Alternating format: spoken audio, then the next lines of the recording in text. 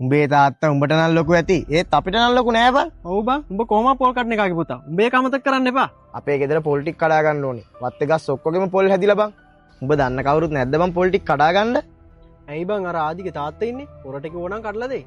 ඒකත් ඇත්ත නේද බං? හැබැයි ওই කතාව ආදියට කිව්වොත් එහෙම පොරට අවුල් යයි බං. උට අවුල් ගන්න හේතුවක් නෑනේ බං. අපට ඕනේ ගෙදර පොල් ටික කඩා ගන්නනේ. අනික ඌ අවුල් ගත්තත් අවුලක් නෑ බං. උන්ගේ තාත්තා කොහොමත් කරන්නේ පොල් කඩන රස්සාවනේ. ඒකත් ඇත්ත නේද බං? එහෙනම් අපි ඔක හම්බුන වෙලාවක කියලා බලමුකෝ. හරි එහෙනම් එහෙම කරමුකෝ. මේ ඕකව හම්බෙච්ච වෙලාවක ඕකයි තාත්තා පොල් කඩන එක ගැන කියලා ඕකව චාට කරමුද? උඹ මතක් කරපු එකත් හොඳයි බං. අපි ගොඩ කාලෙකින් කාගෙන්වත් ආතල්ලයක් ගත්තෙත් නෑනේ. මේ පාර මුගෙන් ආතල්ලයක් ගමු. යමන්කෝ එනං හන්දිය පැත්තට. ඕක මේ වෙලාවට අනිවාර්යෙන් හන්දියට එනවා. අපිට සමහර විට මගදී හම්බෙයි.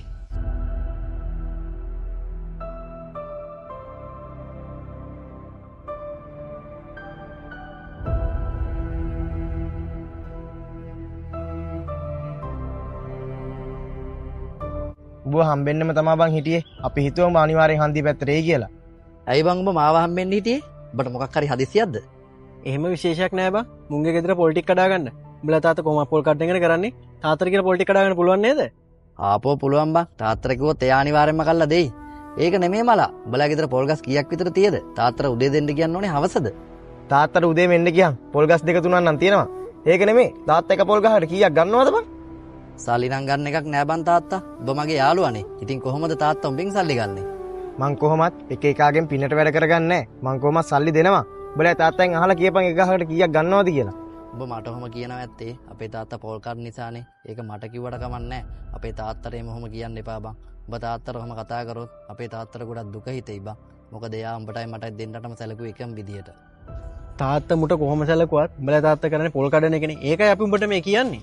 මගේ තාත්තා පොල් කරනවා කියලා උඹලා හැම වෙලෙම මට මතක් කරලා දෙන්න ඕනේ නෑ බං. මං දන්නවා එයාගේ රස්සාව ඒක කියලා. එයා පොල් කඩලා තමයි බං මාව මෙච්චර ලොකු මහත් කරේ. මට ඉගැන්නුවේ. ඉතින් එයා මොන රස්සාව කරත් ඒ මගේ තාත්තා.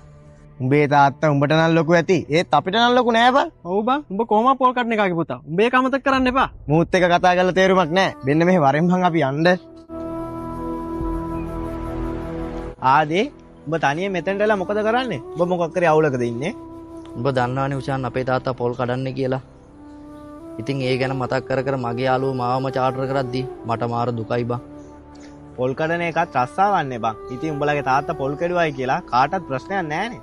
උඹ ඔහොම හිතුවට අනිත් මිනිස්සු එහෙම හිතන්නේ නෑනේ බං. ඒ මිනිස්සු ඒ ගැනම හිතලා ඒ ගැනම කියලා මාව චාටර් කරනවා බං. මට ඒක තමයි දරා ගන්න බැරි බං. මේ තත්ත්වෙන් කොහොම හරි ගොඩ එන්න ඕනේ බං. උඹ ඒවා හිතන්න එපා ආදී. උඹ මාන්සි වුණොත් එම අනිවාර්යෙන් උඹට ගේමක් ගන්න පුළුවන්. අපි දෙන්න එකතු වෙලා ගේමක් ගාමුද? ඔව් බං මටත් එහෙම ආසාවක් තියෙනවා. උඹයි මායි එකට ඉන්නවා නම් අපි දෙන්නට කරන්න බැරි දෙයක් නෑ බං. හොඳම යාළුවෙක් ඉන්නවා නම් අපිට මොනවද කරන්න බැරි? හොයාගන්න කිසිම කරදරයකදී කිසිම තැනකදී වව තනි කරන්නේ නැති යාළුවෙක්.